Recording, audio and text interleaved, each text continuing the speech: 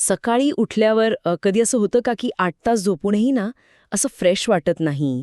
शरीरात एक प्रकारचा जडपणा, आळस असतो किंवा समजा जेवणानंतर छातीत जळजळ, ॲसिडिटी आणि एक प्रकारची अस्वस्थता जाणवते.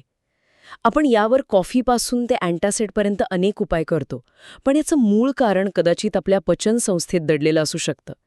आज आपण अशाच एका प्राचीन योगिक प्रक्रियेबद्दल बोलणार आहोत, जी फक्त शारीरिक नाही तर मानसिक स्वच्छतेचाही एक पोटेंट मार्ग उघडते. अगदीच. आपण आज धौती या शुद्धिक्रियेच्या मुळाशी जाणार आहोत. आपल्याकडे यावर काही सखोल माहिती आहे, जी हठयोग प्रदीपिका आणि घेरंड संहिता यांसारख्या प्राचीन ग्रंथांपासून ते आधुनिक विज्ञानाच्या गट ब्रेन ॲक्सिसपर्यंतच्या संशोधनावर आधारित आहे. या सगळ्या माहितीच्या आधारे आपण हे समजून घेण्याचा प्रयत्न करू की ही क्रिया नेमकी काय आहे, ती काम कशी करते आणि तिचं आपल्या आरोग्याशी इतकं जवळचं नातं का आहे. करावी हे सांगणं नाही, तर शुद्ध पचन म्हणजे स्थिर आरोग्य आणि निर्मळ चित्त या विधानामागचं शास्त्र उलगडून दाखवणं आहे. चला तर मग या विषयात जरा खोलात शिरूया. धौती या शब्दाचा अर्थ तर अगदी सरळ आहे, धुणे किंवा स्वच्छ करणे. पण ही नक्की कशाची स्वच्छता आहे? आपण रोज आंघोळ करून बाह्य शरीर स्वच्छ करतो, पण धौती ही अंतर्गत अवयवांची स्वच्छता आहे, मुख्यत्वे अन्ननलिका आणि जठर. योगशास्त्रात घटशुद्धी म्हणजेच शरीराच्या शुद्धीला खूप महत्त्व दिलं आहे. त्यांचं म्हणणं आहे की जोपर्यंत तुमचं शरीर आतून शुद्ध होत नाही, तोपर्यंत प्राणायाम किंवा ध्यानासारख्या उच्च साधनांसाठी ते तयार होत नाही. आणि याबद्दलची माहिती आपल्याला मुख्यत्वे 2 मोठ्या ग्रंथांमधून मिळते, हठयोग प्रदीपिका आणि घेरंड संहिता. मला हे ऐकून गंमत वाटली की या दोन्ही ग्रंथांचा धौतीकडे बघण्याचा दृष्टिकोन थोडा वेगळा आहे. ते फक्त एकाच गोष्टीबद्दल बोलतात की त्यांचे काही वेगवेगळे पैलू आहेत? खूप छान प्रश्न आहे. दोन्ही ग्रंथ धौतीचं महत्त्व सांगतात, पण त्यांचा भर वेगवेगळ्या गोष्टींवर आहे. हठयोग प्रदीपिकेत धौतीला एक शक्तिशाली चिकित्सेच्या रूपात पाहिलं आहे. त्यात एक श्लोक आहे, कास श्वास प्लिह कोष्ठम कफरोगाश्च विंशतिः धौतीकर्म प्रभावेण प्रयांत्यव न संशयः. याचा अर्थ धौतीच्या प्रभावाने खोकला, दमा, प्लिहाचे विकार आणि कफाशी संबंधित तब्बल 20 प्रकारचे आजार नष्ट होतात, यात काही शंका नाही. म्हणजे इथे धौतीला थेट श्वसनसंस्था आणि कफदोषाशी जोडलं आहे. म्हणजे तो एक आजारांवरचा उपाय म्हणून सांगितला आहे. मग घेरण संगीतेत काय वेगळं आहे? महर्षी घेरंडांनी घेरण संगीतेत या कल्पनेला खूपच व्यापक बनवलं आहे. त्यांच्यासाठी धौती ही केवळ पोटाची किंवा छातीची शुद्धी नाही, तर ती संपूर्ण शरीराची, अगदी डोक्यापासून ते पायापर्यंतच्या प्रत्येक भागाची शुद्धी आहे.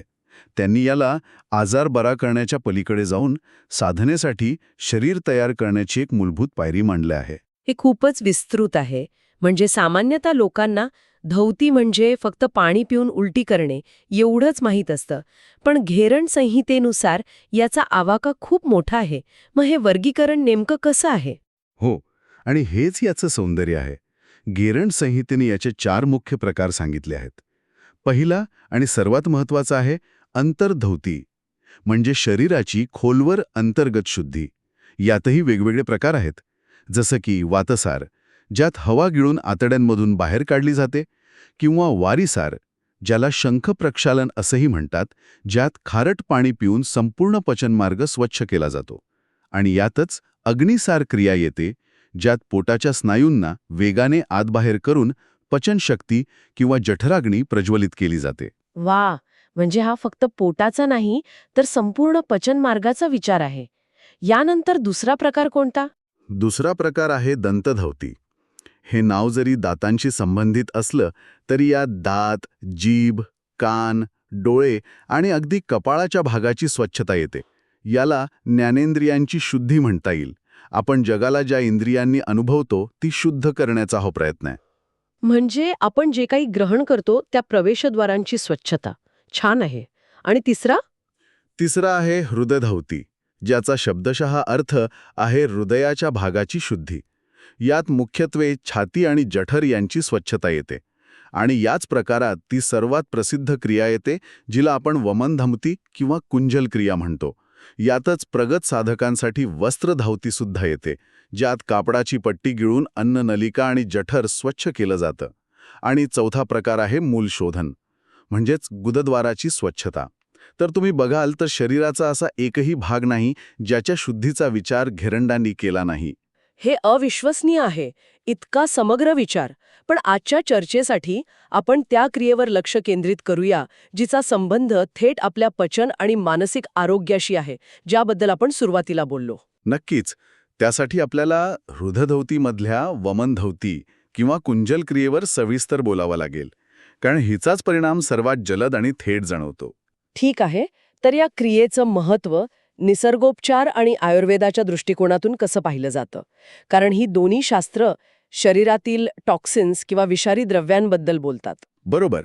निसर्गोपचाराचं तर मूळ तत्वच हे आहे की सर्व रोगांचं कारण शरीरात साचलेली घाण आहे. धौती ही प्रक्रिया या साचलेल्या विषारी द्रव्यांना भौतिकरित्या बाहेर काढण्याचा एक थेट मार्ग आहे. पण आयुर्वेद याच्याही पुढे जाऊन अधिक सखोल विश्लेषण करतो. तुम्ही आम या शब्दाचा उल्लेख केला होता. आपण आजकाल टॉक्सिन्स हा शब्द खूप ऐकतो. तर आम म्हणजे तेच का, की ही काही वेगळी संकल्पना आहे? तो काही भौतिक पदार्थ आहे की एक प्रकारची ऊर्जा? आम ही संकल्पना टॉक्झिन्सपेक्षा अधिक व्यापक आहे. आम म्हणजे न पचलेल्या अन्नातून तयार झालेला एक चिकट विषारी पदार्थ. तो भौतिक स्वरूपात असतो आणि शरीराच्या सूक्ष्म वाहिन्यांमध्ये, ज्यांना स्रोतस म्हणतात, तिथे जाऊन अडथळा निर्माण करतो. आयुर्वेदानुसार जठर हे कफदोषाचं मुख्य स्थान आहे.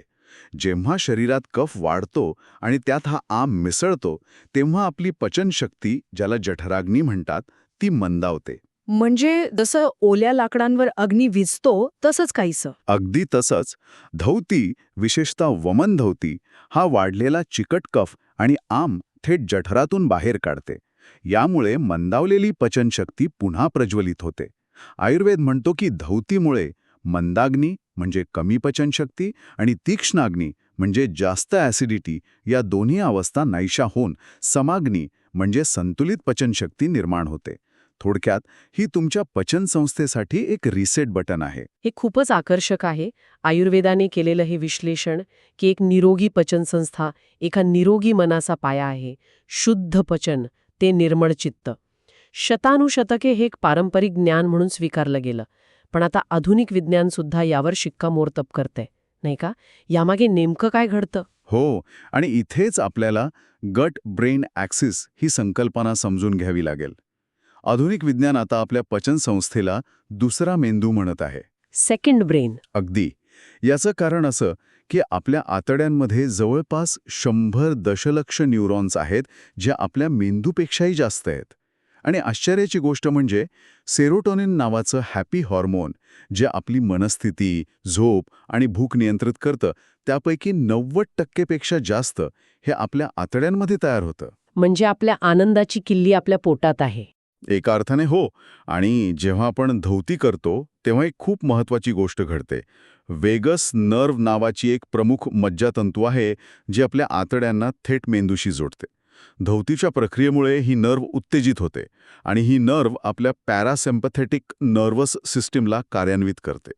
ही तीच सिस्टीम आहे जी आपल्या शरीराला रेस्ट अँड डायजेस्ट मोडमध्ये नेते, म्हणजे शांत आणि रिलॅक्स करते. यामुळेच धौतीनंतर लगेचच एक प्रकारचा हलकेपणा आणि मानसिक शांतता जाणवते. म्हणजे प्राचीन योगींना कदाचित वेगस नर्व हे नाव माहीत नसेल, पण त्यांनी अनुभवातून एक अशी पद्धत शोधून काढली जी थेट त्या नर्वला उत्तेजित करून संपूर्ण मज्जासंस्थेला शांत करते.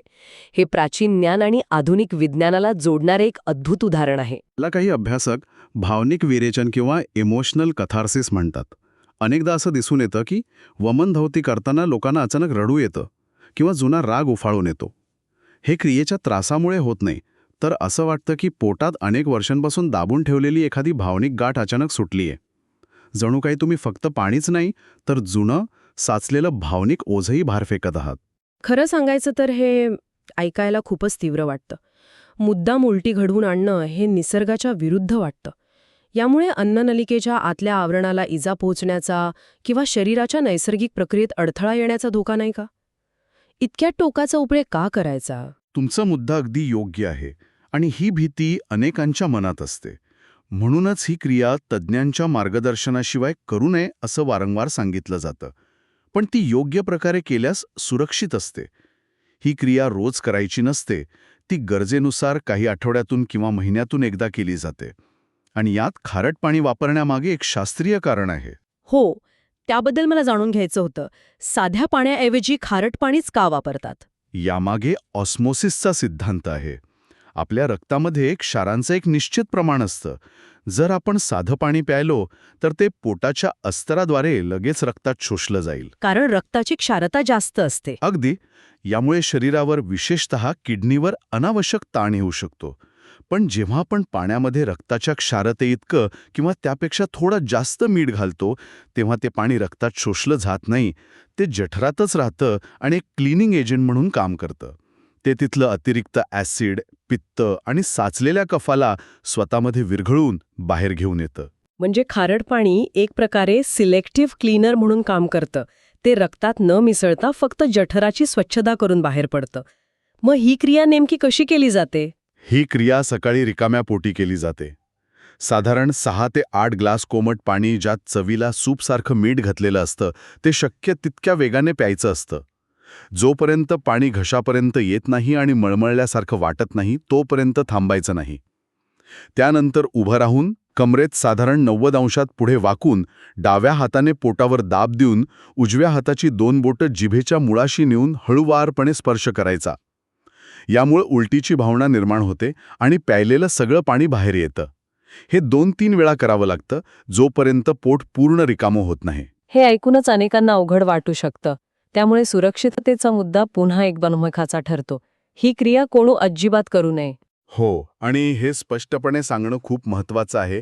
ज्यांना उच्च रक्तदाब आहे त्यांनी ही क्रिया टाळावी, कारण उलटी करताना रक्तदाब तात्पुरता वाढू शकतो. ज्यांना हृदयरोग, पोटाचा हर्निया किंवा जठरामध्ये अल्सर आहेत त्यांच्यासाठी ही क्रिया धोकादायक ठरू शकते. तसेच गर्भवती महिलांनी आणि ज्यांची नुकतीच पोटाची कोणतीही शस्त्रक्रिया झाली आहे त्यांनीही हे करू नये. म्हणूनच पुन्हा सांगतो, ही क्रिया नेहमी अनुभवी योग शिक्षकाच्या देखरेखीखालीच शिकावी आणि करावी. आणि क्रियेनंतरच्या आहाराचं काय? काही विशेष पथ्य पाळावं लागतं का? हो, आणि ते अत्यंत गरजेचं आहे. धौतीनंतर जठराचं संरक्षण करणारं श्लेष्माचं नैसर्गिक आवरण काही काळासाठी निघून गेलेलं असतं. त्यामुळे पोट खूप संवेदनशील झालेलं असतं. त्याला आराम देणं आणि पुन्हा संरक्षण देणं आवश्यक आहे. म्हणून क्रियेनंतर साधारण 45 मिनिटांनी पहिलं जेवण हे तूप घातलेली मऊ, पातळसर मुगाच्या डाळीची खिचडी असावं. खिचडी आणि तूपच का? यामागे काही विशेष कारण आहे? तांदूळ आणि मूग डाळ पचायला अत्यंत हलके असतात आणि शरीराला ऊर्जा देतात. आणि तूप हे आयुर्वेदानुसार सर्वोत्तम स्निग्ध पदार्थ आहे. ते जठराच्या आतील आवरणाला एक प्रकारचं कोटिंग देतं, ज्यामुळे ॲसिडपासून संरक्षण मिळतं आणि तिथली आग शांत होते. तिखट, मसालेदार तळलेले पदार्थ, चहा, कॉफी आणि दूध, दुग्धजन्य पदार्थ किमान 24 तास तरी टाळावेत. मला वाटतं आपण जी डिटॉक्स संस्कृती आजकाल पाहतो, जसं की ज्यूस क्लेन्स किंवा वेगवेगळे डाएट प्लॅन्स, त्यांच्या तुलनेत धौती कुठे बसते? ही त्यापेक्षा वेगळी कशी आहे? खूप चांगला मुद्दा आहे. आणि आधुनिक डिटॉक्स पद्धती या संपूर्ण शरीरावर काम करतात, जसे की रक्तातील किंवा यकृतातील विषारी द्रव्य कमी करण्याचा दावा करतात. या उलट धौती ही एक अत्यंत विशिष्ट आणि मेकॅनिकल क्रिया आहे. ती थेट एका अवयवात म्हणजे जठरात साचलेली भौतिक घाण म्हणजे आम आणि कफ बाहेर काढते. ही कोणतीही जादू नाही, हे शुद्ध भौतिकशास्त्र आणि शरीरशास्त्र आहे. याचा परिणाम लगेच आणि स्पष्टपणे जाणवतो, कारण तुम्ही अशुद्धी बाहेर पडताना अक्षरशः पाहू शकता. नैसर्गिक प्रक्रिया आहे जी आपली पचनसंस्था, श्वसनसंस्था आणि मज्जासंस्था या तिन्हींवर एकाच वेळी सखोल परिणाम करते. अगदी. या क्रियेमुळे शरीरातील वाढलेला कफ, पित्त आणि आमदोष दूर होऊन लघुत्व म्हणजे हलकेपणा आणि प्रसन्नता प्राप्त होते. हेच शुद्ध पचन ते निर्मळ चित्त या प्रवासाचं खरं रहस्य आहे. जेव्हा शरीराचं मंदिर आतून शुद्ध होतं तेव्हाच त्यात ध्यान किंवा इतर उच्च साधना चांगल्या प्रकारे होऊ शकतात. ही तयारी आहे, अंतिम साध्य नाही. खरंच, आपण बाह्य स्वच्छतेवर म्हणजे त्वचेवर, केसांवर इतका वेळ आणि पैसा खर्च करतो, पण जे यंत्र आतून सगळं काही चालवतं त्या अंतर्गत स्वच्छतेचा आपण किती कमी विचार करतो. आजच्या चर्चेनंतर मला घेरंड समितेचा तो विचार पुन्हा आठवतोय की शरीरातील प्रत्येक छिद्राची शुद्धी महत्वाची आहे. आपल्या आधुनिक जीवनशैलीत आपण श्वास घेतो ती हवा, पितो ते पाणी आणि डोळ्यांनी पाहतो ती दृश्य किंवा कानांनी ऐकतो तो आवाज, या इंद्रियांच्या आहाराची शुद्धी कशी करता येईल हा विचार करण्यासारखा नाही.